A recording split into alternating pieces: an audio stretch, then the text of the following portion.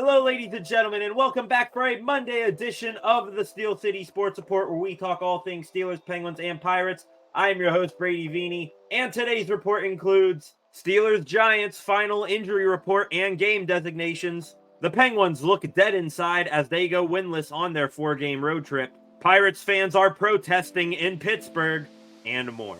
As always, please be sure to like, comment, and share this video, as well as subscribe to the channel. Now let's get into the first news story of the day. Steelers-Giants final injury report and game designations. It's Monday, as tonight on Monday Night Football, the Pittsburgh Steelers will host the New York Giants, and they will be rocking their Color Rush alternates. As we always do on this channel, here is the final injury report and game designations for both teams before this primetime matchup. Starting with the home team Steelers, the following players have already been ruled out.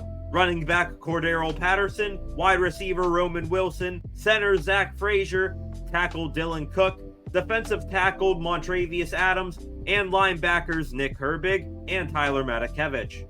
There is only one player listed as questionable for this game, and that, disturbingly, is quarterback Justin Fields. Fields was added to the list Sunday with a hamstring injury, but according to NFL Network insider Ian Rappaport, the injury is not major.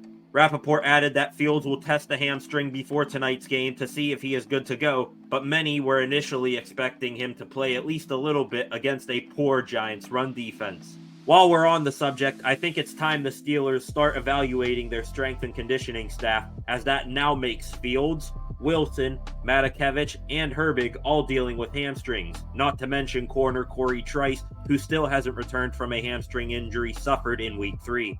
Other than that, all other names on Saturday's injury list do not have game designations and are scheduled to play. As for New York, they will probably be shorthanded in the secondary, as corner Adoree Jackson is out and corner Cordale Flott is doubtful. Also being ruled out for the G-men is offensive lineman Jermaine Illuminor and punter Jamie Gillen. Being listed as questionable is linebacker Ty Summers and safety Trey Hawkins. All other names on their Saturday injury list, including their top 2 defenders in defensive tackle Dexter Lawrence and outside linebacker Brian Burns, will play. Though those men will play, the Giants' IR is filled with noteworthy names. Among those is their best player and left tackle Andrew Thomas, linebacker Kayvon Thibodeau, and kicker Graham Gano. So to recap, the Giants will be without their franchise left tackle, their number 2 outside linebacker, 2 of their top 3 corners, and their starting kicker and punter. If the Steelers do not put up at least a similar performance as last week, it will be a huge disappointment. Once again, kickoff for Steelers-Giants is at 8:15 p.m. tonight on ESPN and ESPN+. A Penguins goaltender gets sent down to the AHL.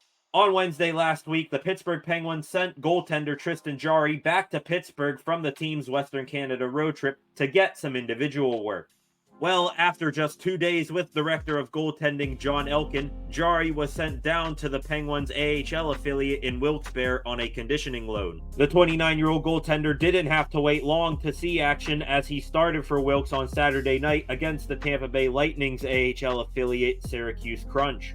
The Wilkes-Barre Penguins won the game 3-2, and Jarry made 32 saves on 34 shots. Post-game, Jarry commented on his return to Wilkes-Barre and his situation, saying, "Just making the best of it.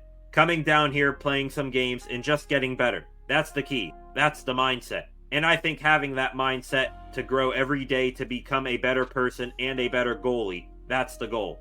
I don't see it any other way than one day at a time. Just coming here and working hard, getting better. I think it'll do nothing but help my game." It is unknown how long Jarry's conditioning loan will last, but I'm at least glad he had a positive performance. Right now, the Pens are in a spot at the goaltending position. It's awkward to have 3 goaltenders up on the NHL roster at one time, so one remaining in the minors is likely to happen. No matter which way you slice it, it's a bad look, because that means one out of a 22-year-old rookie who's been your best goalie this season, another one who won you big games down the stretch last season, or a guy you're paying $28 million will be in the minors.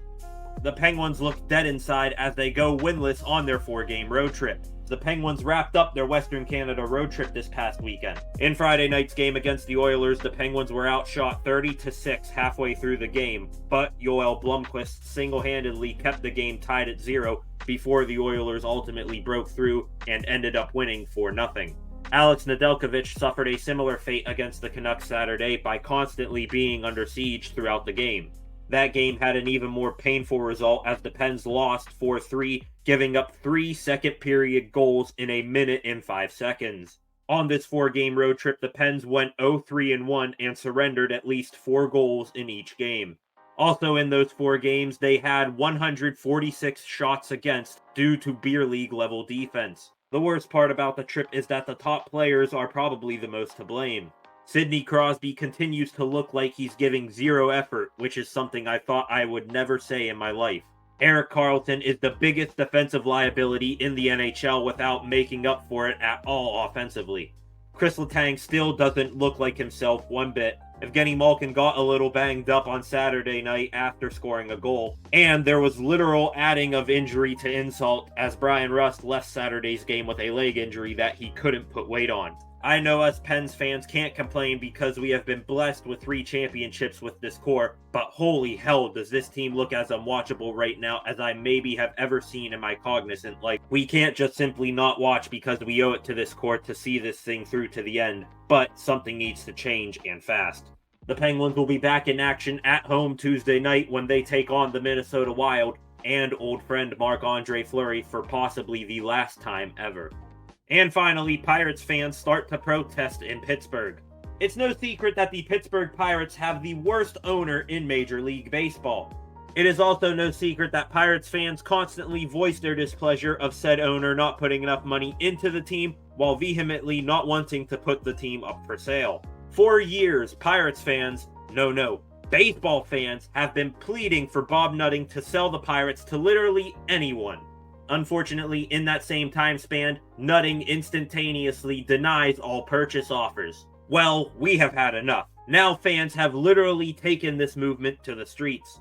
On Sunday afternoon, a group of around 30 Pirates fans wearing Sell the Team shirts and holding anti-Nutting signs marched throughout Pittsburgh, protesting the ownership of Bob Nutting. Along the journey, a Pittsburgh police officer approached the group, but rather than ask the group to disperse, he purchased a Sell the Team shirt for himself.